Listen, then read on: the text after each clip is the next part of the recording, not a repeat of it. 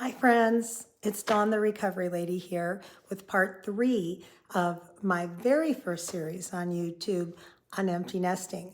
I call myself Dawn the Recovery Lady because when I used to do radio, people would say, "Aren't you that?" And I would do speaking a lot. "Aren't you that recovery lady?" And I thought, yeah, and I love it because in life, we need recovery. We need recovery from everything. At least most of us who aren't in denial. Usually there's always something to get over. But for me, I'm in a current life phase of empty nesting, and I have found to get over rough things in my life, and there have been ample, that I need a group. I need a group of people in the same situation. We're stronger together.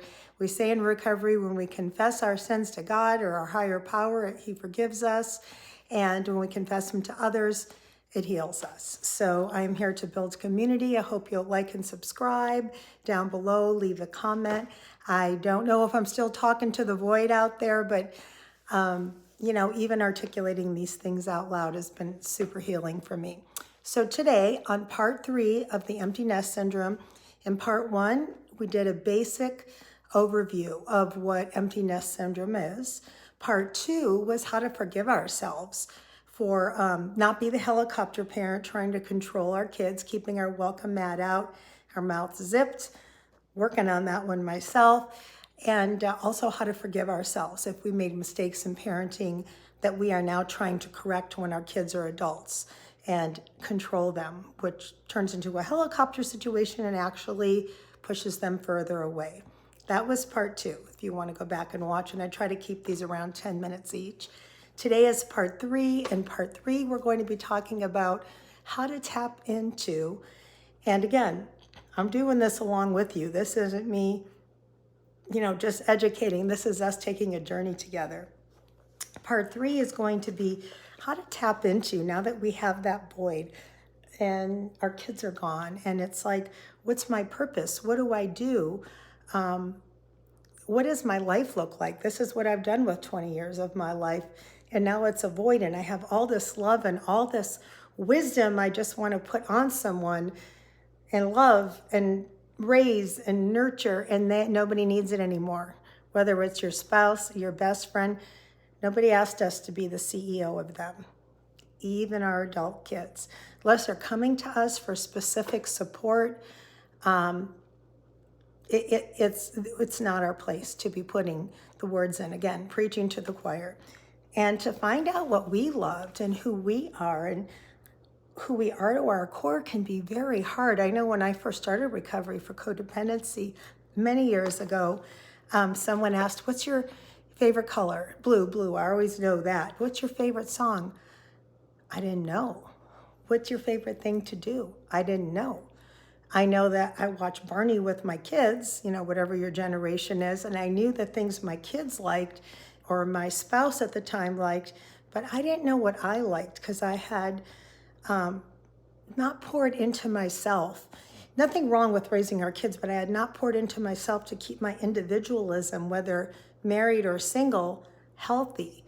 So when this life transition came of empty nesting, I didn't know who I was and I didn't know what to do. And I really, this last year is when everybody's kind of out on their own thing, and it's really hitting me. So how do we tap into that, who we are, what we're meant to do? A lot of people have the good fortune to have the funds to go and travel and explore and do things, and other of us are living check to check, and it's hard. So it's like, oh, easy to say, live your dream and go to Europe if you don't have the money, but what can we do? Let's start first by looking at who we are and what we like. I know some of the transitions that I've had in this last year, learning how to empty nest, is just going to the market.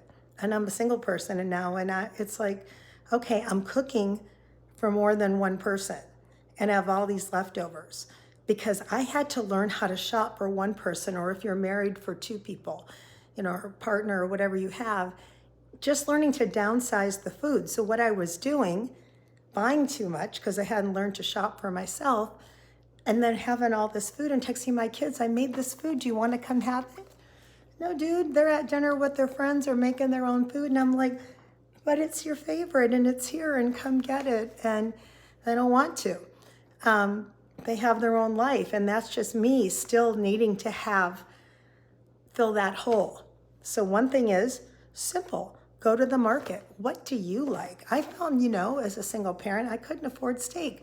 Now I can go to the market every now and then and buy myself a nice steak because I only need one. There's things I can do and treat myself. As parents, we can be very self-sacrificial.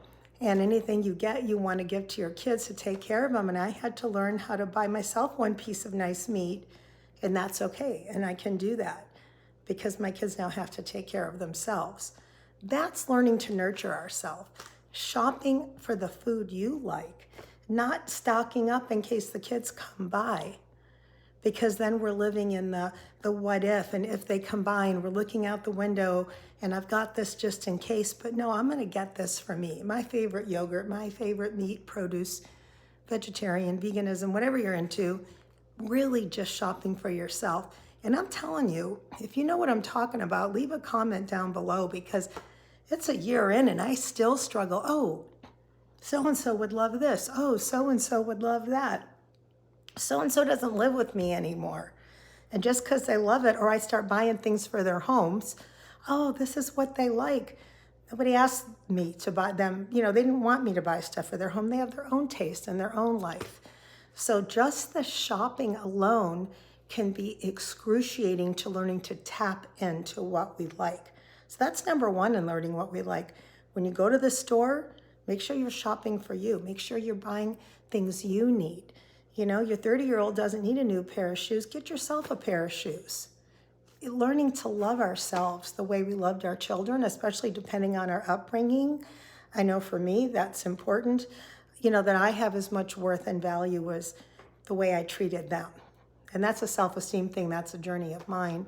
And it's really important. So that's the first way we learn about what we love, is learning to get food, clothing, and items just for us, not thinking Bobby, Susie, Johnny would like that. Number two, what music? What music brings you pleasure? You might hear the stuff your kids listen to, and it reminds you of them, so you find it comforting, but also in the same vein, it's causing you to miss them. So, I know Taylor Swift's a big person that my children love, and it'll be, oh, cute. And I remember they taught, this song means that because those Swifties are hardcore, But then I go back to my 70s music and the things I love. And I find that even if I'm driving around, because these are things you don't have to have a lot of money for, driving around in my car, listening to my 70s music or worship music, things that bring me joy, all of a sudden, because music creates memories. So if we go back to the music of healthy times, fun times that we had for ourselves, that can be such a good tool to help us tap into who we are and what we like. Number three, we did the shopping, we did the music, adventures. And again, this is not something, and yes, I'm in a very swanky place right now, but I'm at a remote location. It's not mine. What a blessing if it was. But going and to places that bring you joy. And again, this isn't like travel to Europe. You could certainly, or if you're in Europe, travel anywhere. You can certainly put that on the bucket list and save toward that. Or maybe you have, you're blessed enough to go do it. But just driving, I love architecture. So for me, I just kind of, on my days off, I found my favorite architect and I started to search, hey, where are neighborhoods or buildings that this architect made in a reasonable, 60-mile radius of where I live? I found 2 neighborhoods that were probably 30 minutes away of my favorite architect, that now on my days off, maybe once a month or so, I'll just go drive those neighborhoods, because for me, architecture, especially the kind I like, just brings me, I can feel the oxytocin, the calm and the joy in my body. Listen, these are hard things to do. Learning to grocery shop for ourselves, learning to not buy the gifts and to buy ourselves things when we shop. If you were as much of an enmeshed parent as I was, you know what I mean. That's hard. And then just finding the things we love, if it's the beach, if it's the mountains, if it's the desert, if it's a rock formation, if you're out, if it's a field, if it's an oak tree in the middle of a farm, wherever the places are that brought you joy back in the day before you were, you were attached to parenthood and those sacrifices, start with the music. Start, and don't be, forgive yourself.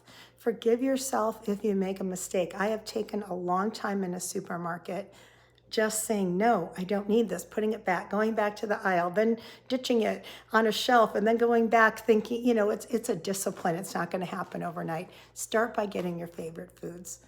Don't get those gifts unless you're Christmas or birthday shopping for the kids. Buy yourself something and then find some local adventures. We have to take little baby steps, and we're going to go backwards, but we have to keep moving forward because this series is on conquering empty nest syndrome so we can be the best version of ourselves and find joy. I know too many people that started drinking, got depressed, isolated, really got into some dark places in empty nesting because they got their identities from parenting. So together, and I don't want to go to that place, let's take that journey. This was part 3 on empty nesting.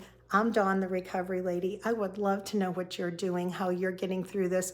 Please subscribe, share this with someone who might be in this journey, and I'll see you next time for part 4. Bye.